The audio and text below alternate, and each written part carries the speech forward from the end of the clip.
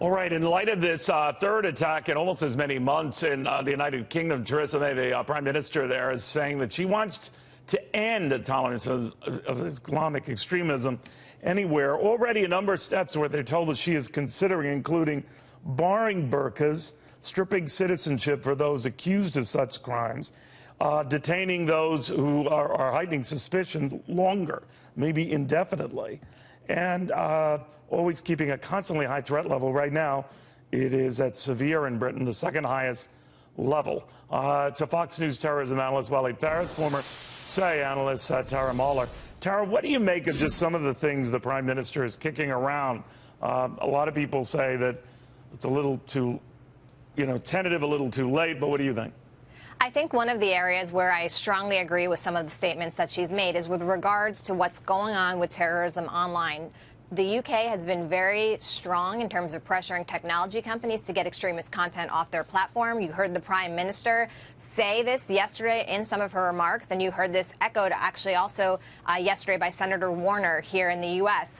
While we can't stop every terrorism attack and there's no silver bullet, there are a lot of things that we can do to sort of prevent the radicalization process. And then there are steps that we can take on the law enforcement side once people are on the radar screen or to prevent these types of attacks. But there are multiple phases to this, and one of the easy things that can be done now is stopping a lot of the propaganda material that's basically proliferating on a lot of platforms, and that's basically how a lot of these individuals come into contact with ISIS material or terrorist propaganda.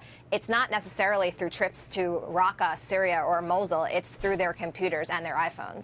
To that end, Walid, Facebook is saying, Simon Milner, its director of policy, that Facebook aims to be hostile to terrorists, with apparently the suspicion being it has not been. What do you think? Well, I think that British authorities now, after the third attack in a row, are going through a transition between the old system of dealing with the jihadi terror attacks and what Prime Minister May is projecting as a new ways, as a new strategy. Now they're going to explore a little bit. Of course, they're going to do a lot of more policing in terms of trying to find those active jihadists. But then the unclear area is how do you actually stop or prevent not just radicalization now, indoctrination, because indoctrination is the genesis of everything that follows, and that's not a simple thing. That's not that just the government can do. They need the help of NGOs, they need the help of the public, so probably they're going to talk more about it with the British public. That's what they need to do. That's what we need to do here in America as well. Part of that argument, Tara, has been not bumping around when it comes to those whose behavior is raising chatter and concerns that they're up to no good. That could be something as innocent as a trip to Pakistan to repeated trips to nefarious regions of the earth, to sending threatening signals online, and that holding these people for quite a while. I think the way things stand right now, I don't know how it is in Britain, but in our country, if you don't have anything to hold them on, you got to let them go. How would that be received in Britain, you think? Sure. There's a delicate balance, and there's differences between Europe rules on, for example, hate speech, and here in the U.S. with regards to what you can and cannot do online and just out in the public.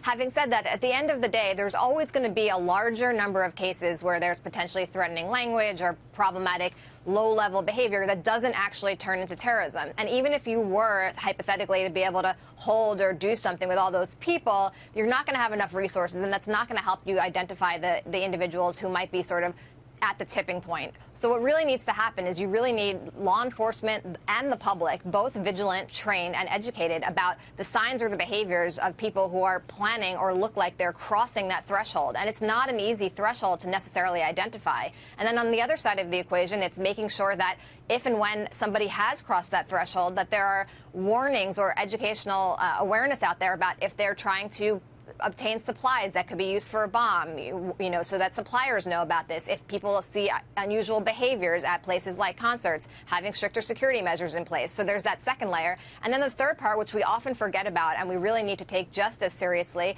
is sort of when the attack happens, making sure people, both the public and law enforcement, can respond promptly and efficiently, and that people know what to do in those situations to help minimize any potential damage when something, particularly a low-level, low-sophistication attack occurs. All right.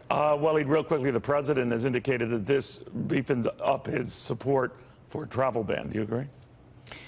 I think any travel ban, this one, a modified one, should be part of a much wider, much more sophisticated counter-jihadi strategy that we have not yet developed, but we can see the pieces. The travel ban is good if it's part of a much wider strategy that involves vetting, strategic vetting. All right. Guys, thank you both very, very much.